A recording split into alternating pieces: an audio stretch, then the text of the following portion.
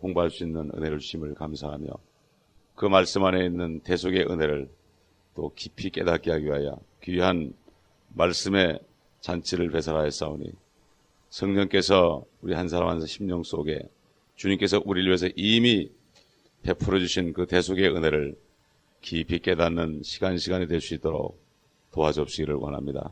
이 테이블 듣는 분들에게도 동일한 은혜를 내려주옵소서. 주 예수 그리스도의 이름으로 감사하며 기도합니다. 아멘.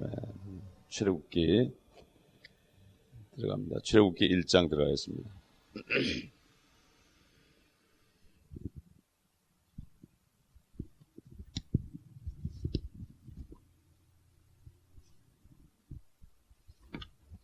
우리 1장 1절부터 6절까지 제가 봉독하겠습니다. 오늘은 출애굽기 전체에 대해서 우리가 윤곽을 좀 배우는 시간을 갖겠습니다. 그때 이집트로 들어간 이스라엘의 자손들의 이름들은 이러하니 모든 남자와 그의 가족이 야곱과 함께 왔더라. 루벤과 시므온과 레위와 유다요, 이사갈과 스불룬과 베냐민이요, 단과 납탈리와 갓과 아셀이니 야곱의 허리에서 나온 모든 혼들이 70명이었는데 이는 요셉이 이집트에 있었습니다. 요셉이 죽고 그의 모든 형제들과 당대의 사람들도 모두 죽었더라. 창세기는 소위 generation, 인간 세대들의 책이요, 또 시작하는 책입니다. 출애굽기는 사람들의 죄를 대속하시는 그런 하나님의 놀라운 말씀의 책입니다. 창세기는 끝이 날 때 그를 이집트에서 관에 넣었더라. 모든 사람이 요셉까지도 죽어서 관 속에 들어가는 소망 없는 이런 것으로 끝이 났지만 이제 이 출애굽기를 통해서 소망이 없는 인간들에게 하나님이 베풀어 주신 은혜를 우리가 배우는 그러한 말씀들이 나옵니다. 그리고 창세기는 잃어버린 상실된 것, 소위 lost estate, 부동산을 real estate 그러는데 lost estate, 완전히 잃어버려가지고 없어진 거죠. 모든 것을 잃어버린 그러한 거에 대한 얘기지만은 출애굽기는 그리고 또한 창세기는 그것뿐만 아니라 영육간에 모든 것이 파멸되고 소망이 없는 그런 내용의 말씀이었지만은 출애굽기는 제목 그대로 하나님의 백성들이 새 출발하는 밖으로 나가는 것을 또 말합니다. 세상 밖으로 나가는 것을 말한다, 이런 얘기입니다. 그래서 우리가 성경을 볼 때는 반드시 세 가지 관점에서 봐야 됩니다. 첫째는 구약을 볼 때 역사적인 사실을 우리가 인정해야 됩니다. 400년 동안을 하나님의 백성들이 세상 같은 이집트에서 종살이 했습니다. 노예 생활했습니다. 지금도 미국만 보더라도 얼마나 많은 사람이 물질의 노예 생활을 합니까? 물질이 바로 하나님이거든요. 물질같이 참 잔혹한 신이 없습니다. 때로는 사람을 막 자살도 시키고요. 이 물질이라는 것이. 그렇기 때문에 사탄이는 그 물질 뒤에 숨어서 물질을 사람들에게 보이는 신으로 만들어버렸습니다. 사탄이 보이지 않기 때문에 보이는 물질을 택해서 신으로 만들어서 모든 사람들을 마구 가져 노는 그러한 것을 만들었죠. 그렇기 때문에 역사적으로 보았다면 이스라엘 민족들이 400년 동안은 노예 생활을 했다. 이러한 그 실질적인 사건이죠. 두 번째로 우리가 영적인 교훈적인 면을 볼 때는 죄인들이 그리스도의 보혈을 통해서 그 사탄의 권세로부터 구원받은 그 경험에 관한 기록입니다. 이거는 영적인 교훈이죠. 마지막으로 세 번째로 하나님의 말씀의 교리적으로 볼 때는 이 출애굽기에 일어나는 여러 재앙들이 앞으로 환란 때에 실질적으로 일어나는 재앙이고, 그 다음에 이스라엘 민족들이 이집트에서 빠져나오는 것은 지금 성도들이 주님 오실 때 이 세상으로부터 빠져나가서 공중으로 휴거되는 이러한 그 기록의 모형입니다. 그렇기 때문에 우리가 말씀 전체를 놓고 이렇게 공부를 해야 됩니다. 여러분들 공부할 때 이왕이면 좀 이제 써가지고 공부해, 써가지고. 노트를 가지고 말이죠. 기록하면서 해보세요. 그러면은 그걸 가지고 계속 리뷰하고 그러면은 잊어버리진 않습니다. 그렇기 때문에, 이제는 여러분들이 공부를 할 때, 여기가 학교니까 노트를 가져와서, 노트 요약 정리하고 이렇게 해보면, 여러분들이 이 말씀을 잘 기억할 수 있습니다. 그렇잖아요. 세상도 공책이 있잖아요. 교과서 공책이 있다고요. 그 정도 열심히 있어야만 이 말씀을 우리가 잘 깨달을 수 있습니다. 그리고 출애굽기 말씀이 우리에게 제공하는 여러 가지 진리들이 있어요. 한 7가지로 나눌 수 있는데, 첫째는 구원받지 못한 사람은 아주 사나운 주인에게 묶인 노예 같다. 구원받지 못한 사람은 어딘가 노예 생활하는 거예요. 노예 생활.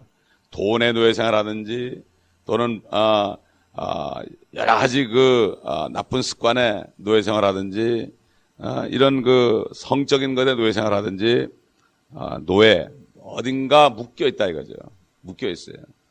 두 번째로 그 노예를 해방하기 위해서는 다른 방법이 없다. 하나님이 직접 끄집어내줘야 된다.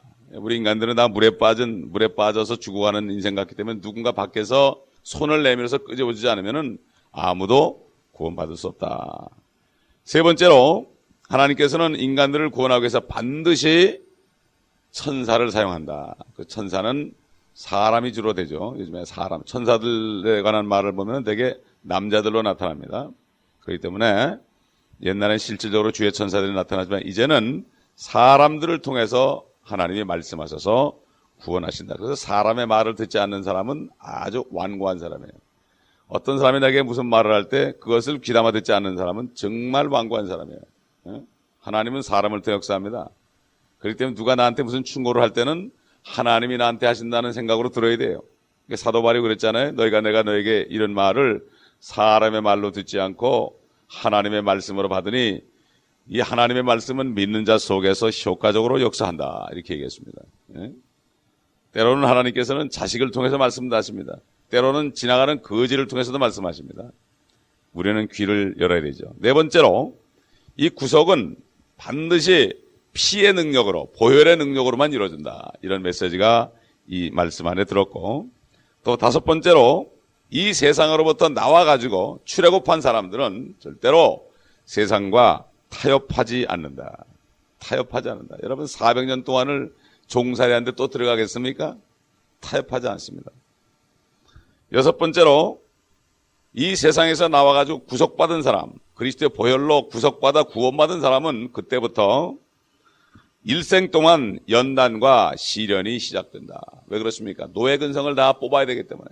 노예 근성을 다 뽑아야 되기 때문에 그만큼 하나님께서 광야로 내보내서 연단을 한다. 이스라엘 백성을 400년 동안 종살이 했을 때 하나님은 40년 동안 연단했습니다. 그러므로 우리가 지금 구원을 받고 살아가는 신앙생활, 교회 와서 예배드리고 말씀 듣고 하는 모든 것들은 우리가 연단받는 과정이죠. 연단받는 과정입니다.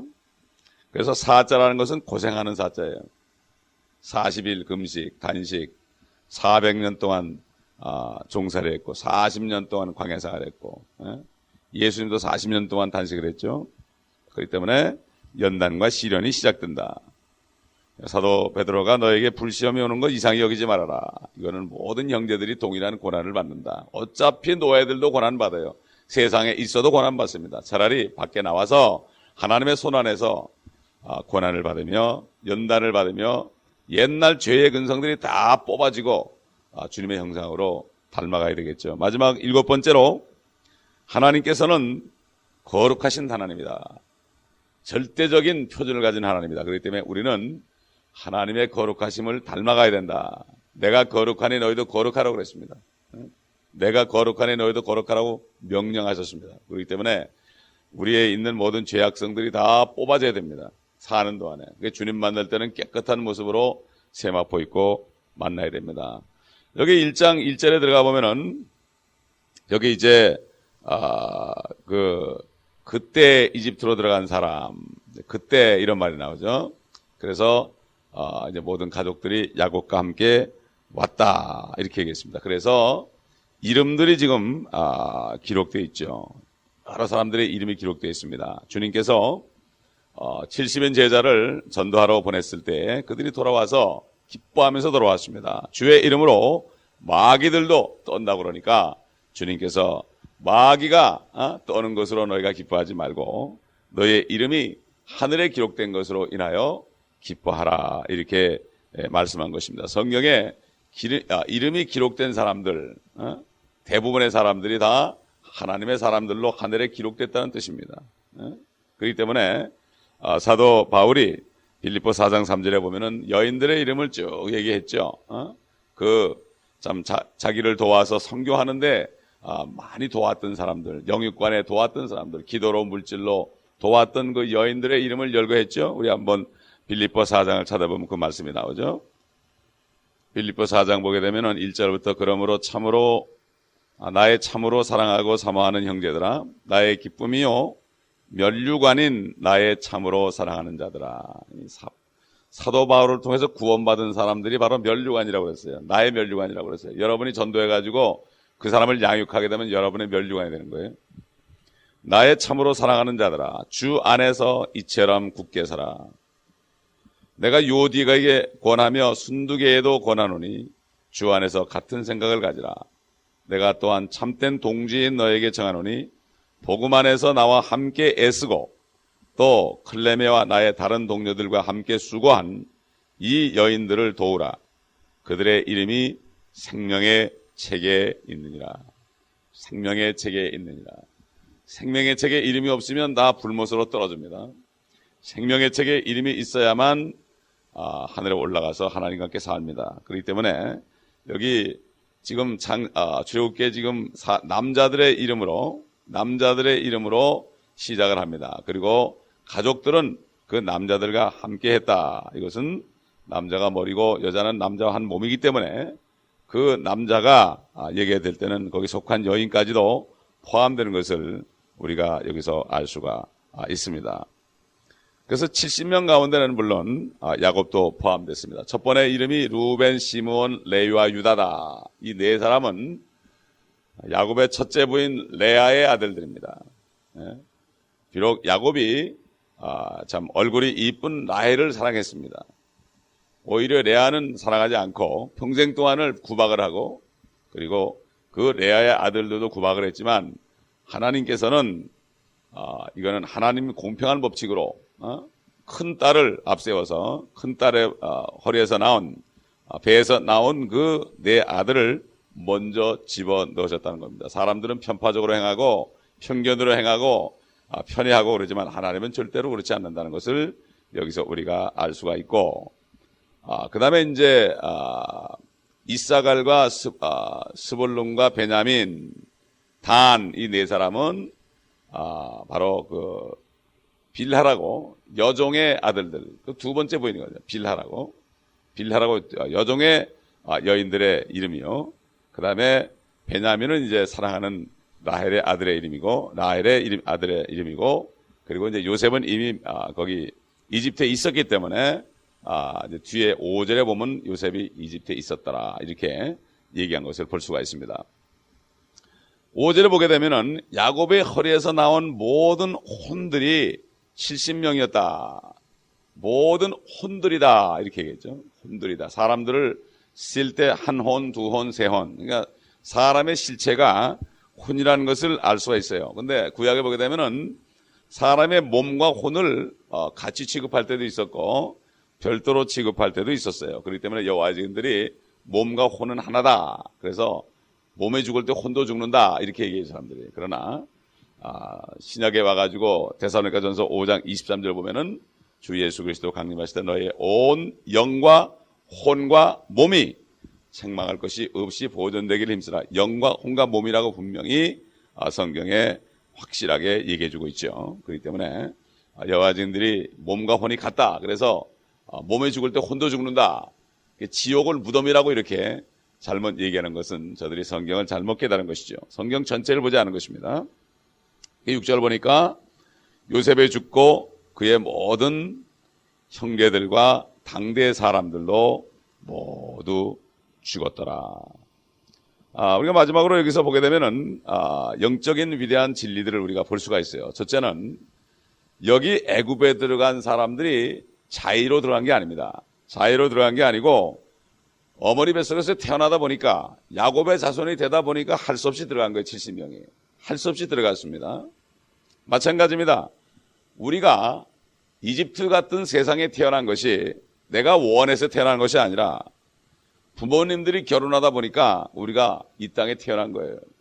그래서 베드로전서 1장 23절에 우리가 거듭난 것이 썩어질 씨로 된 것이 아니라 그래서 썩어질 씨. 그러니까 우리가 세상에 태어난 것은 썩어질 부모의 씨로 태어났다. 그러니까는 한국 사람들은 그걸 알았는지 몰랐는지 모르지만은 김씨입니까? 이씨입니까? 송씨입니까? 박씨입니까? 이렇게 얘기하죠. 씨다. 그러니까 성을 씨라고 그래요. 씨라. 근데 그 씨는 죽죠. 죽는 씨다. 모든 씨는 죽습니다. 그렇기 때문에 우리도 야곱의 자손 70명처럼 이집트에 들어갈 때, 세상에 태어날 때 그냥 하다 보니까 태어난 거죠. 썩어질 씨로 잉태한 거죠. 저 같은 경우는 송씨로 잉태하고 우리 아버님도 돌아가시고 할아버님도 돌아가시고 징조 할아버님도 돌아가시고 씨는 썩었다. 썩은 씨를 가지고 자식들을 낳고 있죠. 그래 이게 얼마나 비지. 그래서 결국 썩은 씨를 가진 사람은 이 이집트 같은 세상에서 종살이 할 수밖에 없다. 이런 얘기죠. 상한 씨가 아니기 때문에. 그래서 우리도 거듭나게 되는 썩는 것이고 결국 조상들의 허례를 통해서 이 세상이라는 시스템에 들어와서 경제적인 시스템, 정치적인 시스템 이 속에 들어가서 꼼짝하지 못하고 살고 있는 겁니다. 제가 직장 생활을 20여 년 한 다음에 가만히 보니까 그냥 세상 조직에 들어가서 꼼짝을 못하고 종살이하는 저 자신을 발견했어요. 이거 큰일 났구나 이거. 내가 이렇게 살다가는 끝까지 이렇게 살다가는 그냥 종처럼 살다가 목구멍이 포도청이다 이렇게 다 끝나겠구나. 그래서 제가 작정을 하고서 2년 동안 학교를 가서 인생을 다시 정리하기 시작했습니다. 내가 이래서는 안 되겠다. 저는 직장 생활 안 하면 죽는 줄 알았습니다. 하나님께서 이렇게 자유를 주셨는데 그렇기 때문에 우리는 종이 돼서는 안 되죠. 두 번째로 성경에서 가장 위대한 그리스도의 모형인 이 요셉도 우리 주님이 죽으신 것처럼 세상에서 한번 죽었습니다. 모든 세대들도 다 죽었습니다. 주님까지도 이 세상에서 한번 죽으셨어요. 그러나 주님이 죽으신 것은 우리를 살리기 위해서 죽으신 거죠. 세 번째로 이 예수 그리스도께서 이 세상으로부터 부른 사람들, 결국 구원한 사람들은 이런 사람들은 결국은 세상으로부터 나와야 된다. 그래서 교회라는 것은 헬라말로 에클레시아인데 에크라는 것은 프롬이라는 뜻이고 레시아라는 것은 세상이라는 뜻이죠. 세상으로부터 나와 있는 사람이다. 세상으로 나와서 하나님의 나라에 들어간 사람이죠. 이게 세상에 속한 게 아닙니다. 우리가 세상에 살지만 세상에 속한 게 아니에요. 이제 우리는 더 이상 미국 사람도 아니고 한국 사람도 아니고 우리는 하나님의 나라의 시민들입니다. 그러나 이 땅에 사는 동안에는 우리가 법을 지킬 의무가 있습니다. 왜냐하면 하나님께서 모든 정치하는 사람들을 통해서 우리를 지켜주고 경찰을 통해서 우리를 지켜주고 이렇게 하기 때문에 세금도 내야 되고 또 우리는 모든 법규를 지켜야 될 의무가 있습니다. 왜? 하나님께서 그들을 천사로 사용한다고 그랬습니다.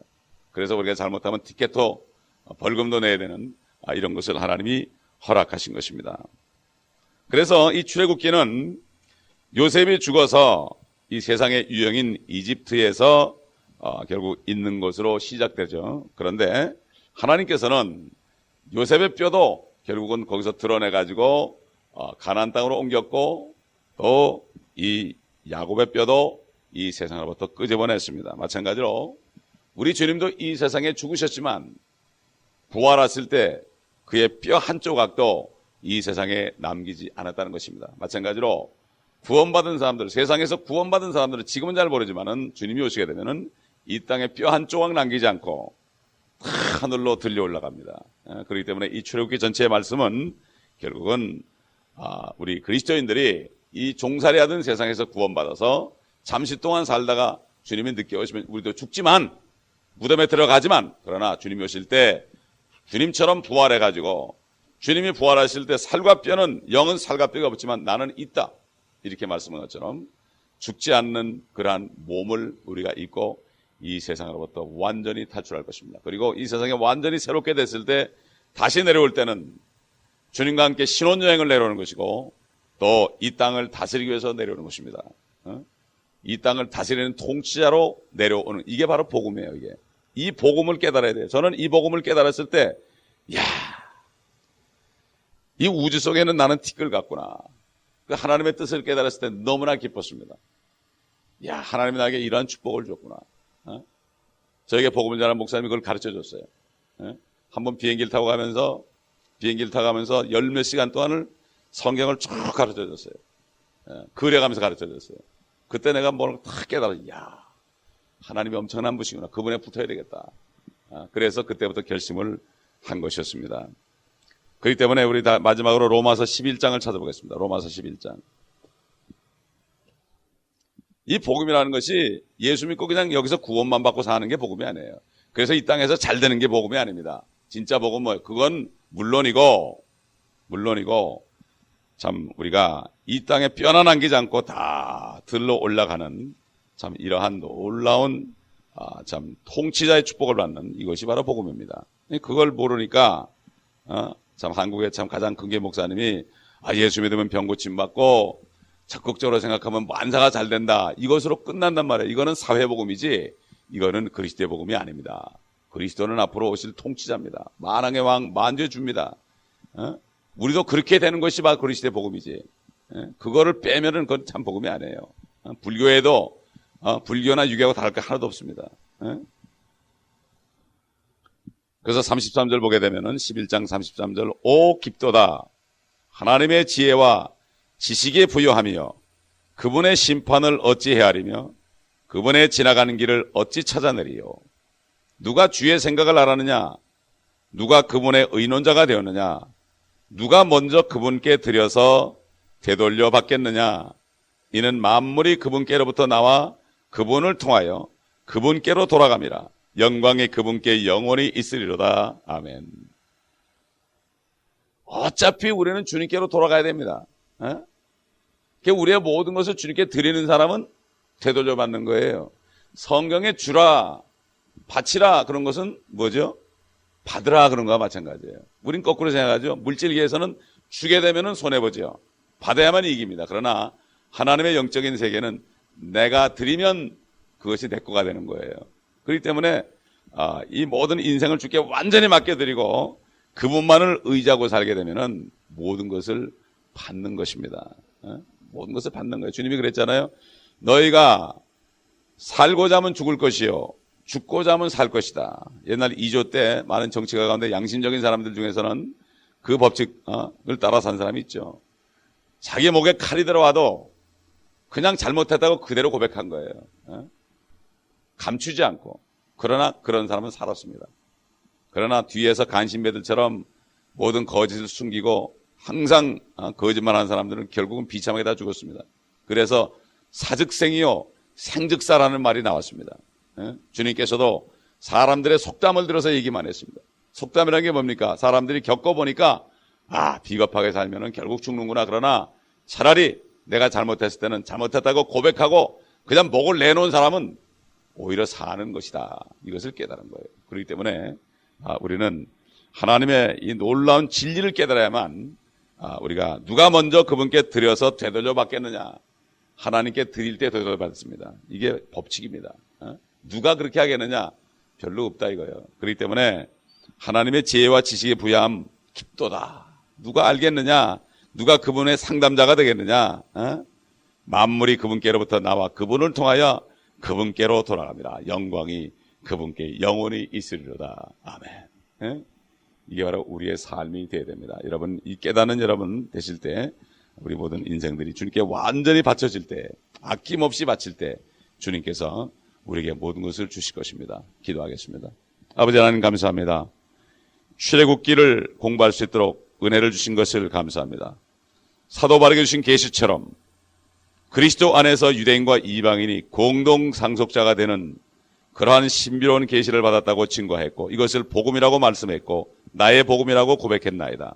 아버지 하나님, 그러므로 이스라엘에게 주신 모든 말씀들이 우리의 말씀이요 바로 유대인과 함께 누리는 말씀이요 그들이 받았던 연단도 우리가 받지만 그들이 받은 축복도 우리가 받고 1000년 동안 그들이 주님과 함께 다스리는 그 축복을 우리도 받는 이 놀라운 복음의 능력을 우리에게 가르쳐 주셨사오니 이제는 이 복음 안에서 지식에 따른 믿음을 가지고 주께 드려서 되돌려받는 놀라운 축복을 누리는 종들 되게 하시고 이 땅에 있는 동안에 주님께 드림으로 영원한 기업을 받는 축복된 삶을 사는 종들 될 수 있도록 지혜와 계시의 영을 주시옵소서.